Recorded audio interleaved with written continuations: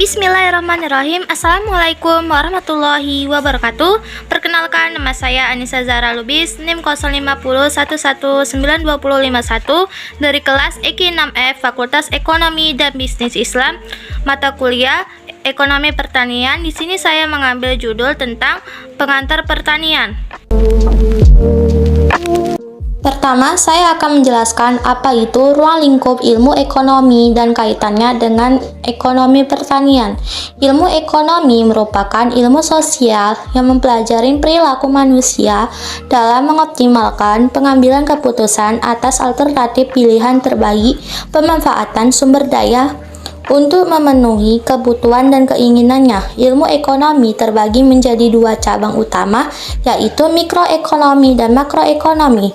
Mikroekonomi mengkaji perilaku unit ekonomi individual, sebaliknya makroekonomi mengkaji perekonomian berdasarkan unit analisis agregat seperti tingkat dan laju pertumbuhan produksi nasional, suku bunga, pengangguran, dan inflasi.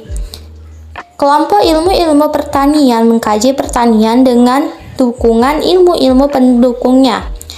Inti dari ilmu-ilmu pertanian adalah biologi dan ekonomi, karena pertanian selalu terikat dengan ruang dan waktu. Ilmu-ilmu pendukung seperti ilmu tanah, meteorologi, pemersinan pertanian, biokimia, dan statistika juga dipelajari dalam pertanian. Ilmu ekonomi pertanian bersumber pada dua jenis cabang ilmu yaitu ilmu pertanian dan ilmu ekonomi. Dengan kata lain, ekonomi pertanian merupakan aplikasi prinsip-prinsip ilmu ekonomi di bidang pertanian.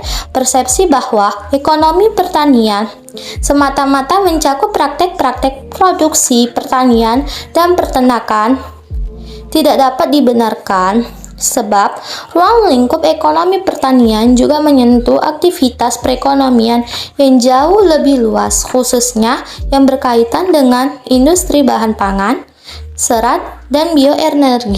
Yang kedua, saya akan menjelaskan pengertian ilmu ekonomi. Definisi ilmu ekonomi yang dikemukakan oleh Profesor P.A. Samuelson yang merupakan salah satu ahli ekonomi terkemuka yang pernah menerima hadiah Nobel untuk ilmu ekonomi pada tahun 1970, mendefinisikan ilmu ekonomi sebagai suatu studi mengenai individu-individu dan masyarakat membuat pilihan dengan atau tanpa penggunaan uang, dengan menggunakan sumber-sumber daya yang terbatas, tetapi dapat digunakan dalam berbagai cara untuk menghasilkan berbagai jenis barang dan jasa dan mendistribusikannya untuk kebutuhan konsumsi sekarang dan di masa datang kepada berbagai individu dan golongan masyarakat. Sedangkan menurut Mankiewicz mendefinisikan ilmu ekonomi sebagai studi tentang bagaimana masyarakat mengelola sumber daya yang selalu terbatas atau langka. Jadi, dapat disimpulkan bahwa ilmu ekonomi merupakan studi tentang bagaimana manusia secara individu dan berkelompok atau masyarakat membuat pilihan dalam menggunakan sumber yang terbatas sehingga ia dapat digunakan untuk memenuhi keinginannya secara maksimal mungkin, mencapai keputusan dan kemakmuran yang paling maksimum. Baik, yang ketiga saya akan menjelaskan pengertian pertanian. Atmosfer dalam Raharjo, Muta'ali, Hardoyo, Sudrajat, dan Harini 2014 mengartikan pertanian adalah sejenis proses produksi khas yang didasarkan atas proses pertumbuhan tanaman dan hewan. Pertanian terbagi ke dalam arti luas dan pertanian dalam arti sempit. Pertanian dalam arti luas mencakup A. Pertanian rakyat atau disebut sebagai pertanian dalam arti sempit. B. Perkebunan termasuk di dalamnya perkebunan rakyat atau perkebunan besar. C. Kehutanan. D. Peternakan. E. Perikanan. Dalam perikanan dikenal pembagian lebih lanjut yaitu perikanan darat dan perikanan laut. Sedangkan dalam arti sempit, pertanian diartikan sebagai pertanian rakyat, yaitu usaha pertanian keluarga di mana produksinya bahan makanan utama seperti beras, palawija, jagung, kacang-kacangan dan ubi-ubian dan tanaman-tanaman hortikultural, yaitu sayuran dan buah-buahan. Dalam pengertian lain, pertanian adalah kegiatan pemanfaatan sumber daya hayati yang dilakukan manusia untuk menghasilkan bahan pangan, bahan baku industri atau sumber energi, serta untuk mengelola lingkungan hidupnya. 4. Definisi dan ruang lingkup ekonomi pertanian. Ekonomi pertanian merupakan suatu ilmu yang mempelajari dan membahas serta menganalisis pertanian secara ekonomi atau ilmu ekonomi yang diterapkan dalam pertanian. Ekonomi pertanian merupakan gabungan dari ilmu ekonomi dengan ilmu pertanian yang di dalamnya tercakup analisis ekonomi dari proses teknis produksi dan hubungan-hubungan sosial dalam pertanian, hubungan antar faktor produksi dan hubungan antar faktor produksi dan produksi itu sendiri. Ekonomi pertanian mempunyai fungsi yang tidak kalah pentingnya dari ilmu ekonomi maupun ilmu pertanian itu sendiri. Ekonomi pertanian bisa berada di awal atau sebelum ilmu pertanian, bisa seiring dan bisa juga sesudah. Semua fungsinya menentukan akan kemajuan ekonomi pertanian. Bidang ekonomi pertanian mempunyai peran penting dalam pembangunan, kemajuan, dan kemakmuran bangsa. Pada era reformasi, paradigma pembangunan pertanian bukan meletakkan petani semata-mata sebagai peserta dalam mencapai tujuan nasional, tetapi sebagai subjek untuk mencapai tujuan nasional. Yang kelima, persoalan ekonomi pertanian. Pertanian di Indonesia sedang berada di persimpangan jalan. Adapun beberapa permasalahan dalam ekonomi pertanian antara lain: A. Penurunan kualitas dan kuantitas sumber daya lahan pertanian. Dari segi kualitas, faktanya lahan dan pertanian kita sudah mengalami degradasi yang luar biasa dari sisi kesuburannya akibat dari pemakaian pupuk anorganik. Sementara itu, dari sisi kuantitasnya, konveksi lahan di daerah Jawa memiliki kultur di mana orang tua akan memberikan pembagian lahan kepada anaknya turun-temurun, sehingga terus terjadi penciutan luas lahan pertanian yang beralih fungsi menjadi lahan bangunan dan industri. B. Terbatasnya aspek ketersediaan infrastruktur penunjang pertanian yang juga penting namun minim ialah pembangunan dan pengembangan waduk. Oleh karena itu, revitalisasi waduk sesungguhnya harus menjadi prioritas karena tidak hanya untuk mengatasi kekeringan tetapi juga untuk menambah layanan irigasi nasional.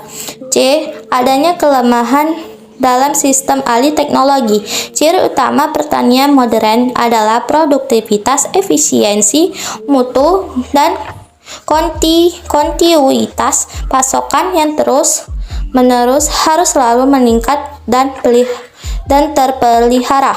Produk-produk pertanian kita baik komoditi, tanaman dengan hortikultural, perikanan, perkebunan, dan peternakan harus menghadapi pasar dunia yang telah dikemas dengan kualitas tinggi dan memiliki standar tertentu.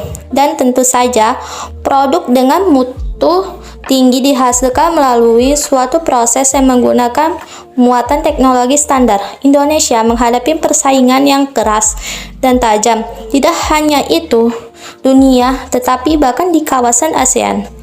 Namun tidak semua teknologi dapat diadopsi dan diterapkan begitu saja karena pertanian di negara sumber dunia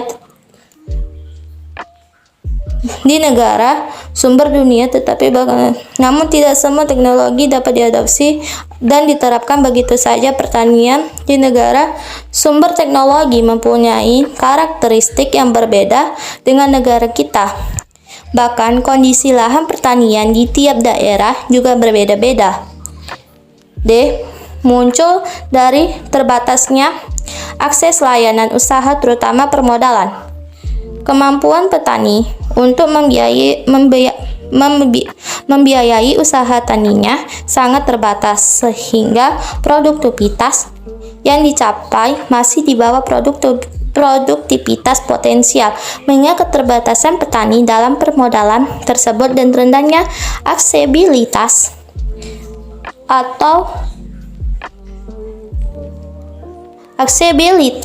terhadap sumber permodalan formal, maka dilakukan pengembangan dan mempertahankan beberapa penyerapan input produksi biaya rendah atau low cost production yang sudah berlahan di tingkat petani. Selain itu, penanganan pasca panen dan pemberian kredit lunak serta bantuan langsung kepada para petani sebagai pembiayaan usaha tani cakupannya diperluas. Sebenarnya pemerintah telah menyediakan anggaran sampai 20 triliun untuk bisa diserap melalui tim kredit usaha rakyat atau KUR dan BRI khusus kredit bidang pangan dan energi.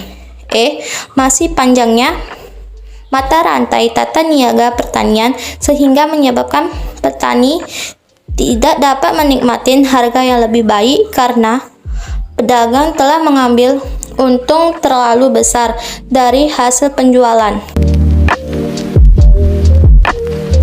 Contoh kasus dikutip dari jurnal Peran Pengaruh Penyuluh Pertanian Terhadap Tingkat Produksi Usaha Tani Jagung oleh Novianda Fawas, Khairunisa, Zumi Zaida, Happy Hapsari, dan Elina Wulan dari tahun 2021. Disimpulkan bahwa satu peran penyuluh pertanian bagi petani jagung dikategorikan sangat baik dalam menjalankan tugasnya sebagai katalisator, komunikator, konsultan, dan organisator. Sedangkan penilaian petani terhadap peran penyuluh pertanian sebagai motivator, edukator, dan fasilitator dikategorikan baik. Dilihat dari 7 aspek peran penyuluh, pada penelitian ini sudah mewakili peran penyuluh dalam kegiatan penyuluhan pertanian. Peran penyuluh sebagai motivator, edukator, dan fasilitator masih perlu ditingkatkan lagi. Kedua, variabel luas lahan dan jumlah benih berpengaruh terhadap produksi jagung, sedangkan variabel peran penyuluh pertanian tidak berpengaruh terhadap produksi usaha tani jagung. Salah satu faktor yang menyebabkan tidak signifikannya peran penyuluh terhadap produksi jagung adalah petani yang tidak menerapkan apa yang sudah diberikan oleh penyuluh dan masih melakukan kebiasaan-kebiasaannya sendiri dalam mengelola usaha tani jagung, sehingga produksi jagung masih kurang maksimal.